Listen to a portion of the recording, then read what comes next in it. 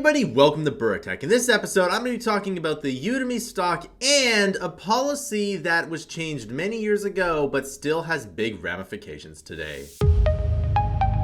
Alright, welcome back. So as you can see, things have been kind of up and down all over the stock market as well. Looks like everything is red in the stock market, but nevertheless, not too much change from the last few days here. Still, we're about 52% down from the top here. Now, I want to make this a very short video, but I want to talk about some of the things that Udemy has done over the years. And the general theme to a lot of these things seems rather punitive to certain, well, not necessarily certain kinds of instructors, but like it seems punitive to, well, any instructor that needs to kind of update their course or, you know, kind of retire their course or something. And it has a lot of unintended consequences, and that's exactly what I'm going to talk about today. All right, so one of the things that Udemy does here is they have the total student count. Now, this is actually really cool, and as you can see here, these are my two accounts here. And, you know, 500,000 students is quite nice, and it's very good here, as well as, you know, 300 for the Mammoth one. And I guess I could probably make more for the Mammoth one, but nevertheless, it's really cool. It's got, you know, 20,000 reviews, half the reviews there. So yeah, I should probably move it over. But anyway, that's not what I'm here to talk about here. So because I have, I'm in technical courses, I often have to unpublish courses. And when you unpublish courses, the total student count doesn't get recounted. And this seems extremely punitive in my mind. Now, if you disagree, please write in the comments down below. So what this means is, so let's say I had a course that had 100,000 students here, and let's say it was like Xcode, I don't know, 3 or, you know, iOS 6. Okay, so let's say I had an iOS 6 course, and or let's say iOS 8, I think, yeah, iOS 8 course, and it had 100,000 students in it.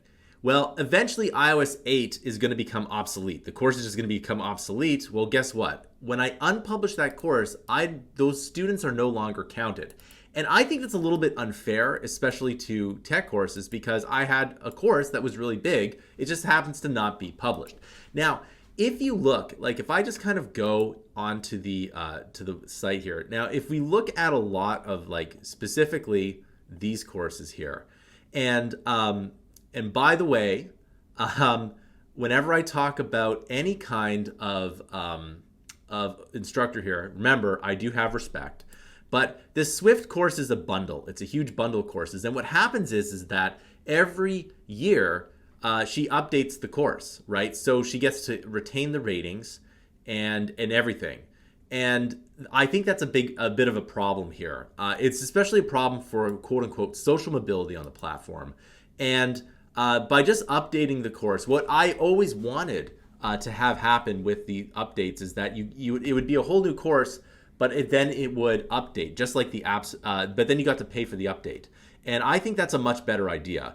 And the thing is that all of these reviews they might be for 2 or 3 iterations ago, like courses ago, but they don't talk about the new one. Whereas if you go to the App Store, like version 1 will have, let's say, 5 stars, but then version 2 wasn't as good, so it might have like 4 stars. And you'll see that, you'll see that you'll have the total reviews for that course, and then you'll also have the reviews for that specific version. And I think that would be fine too. Like if I were to be able to make, you know, an iOS course, we'll call it like the Mammoth Interactive iOS course or whatever. And then, you know, here would be 8, 9, 10, 11, 12, you know, iOS version 8, iOS 9, iOS 10, et cetera, et cetera. And that way you could see like the chain of courses here, and then you got to buy the new one. And if you really wanted access to the old ones, I guess you could buy that and get access to the old content as well. That would be much better, but they don't want to do that. Instead, if you unpublish a course, you lose all of this stuff, but you lose your first spot here.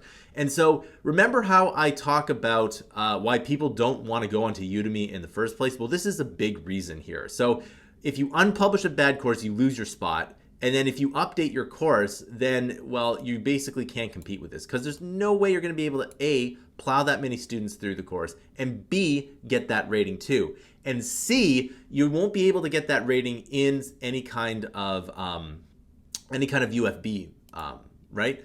So you know, and actually let's just go back to that here. And so like this one here is somewhat similar here. You know, like these big long 42-hour courses here. And then you can see that they're, well, okay, it's not so bad here. They actually are charging a little bit more for that, which is great. But anyway, you can see that you can definitely see that that does pose a problem here, right? So, you know, when it comes to any kind of unpublishing, I think it's just a little bit unfair. Also, one thing that Udemy would do a better job with is to kind of take these top spots here instead of like recommending. It's like, you know, the top spot on whatever it is that you're doing. That top spot would be driven by sales. And if it was driven by sales, more and more people would be able to compete. Because as of now, it's almost impossible to compete here, right? Like there's actually some, like again, there's some courses that kind of make it their way to the top. But like if you release a course, it's almost impossible to compete with any one of the top sellers here. And I think that's a huge problem, especially for the longevity of the platform. And specifically, it's the longevity of the platform that it's a problem for. It's not necessarily today's sales or tomorrow's sales. It's that if Udemy wants to sell itself to a big company, and if you're one of those big companies looking to acquire it, you can always contact me on my website, mammothinteractive.com, and I can give you a consultation on that. But essentially, it's just, you know, it's just not worth anything, right? Because it doesn't matter what I do on the platform. I'm going to make more money going elsewhere and doing other things that are outside of their control. Now, if they just let their control loosen a bit and make it more scalable, kind of like Steam or the App Store, then I think they'd be a lot more profitable.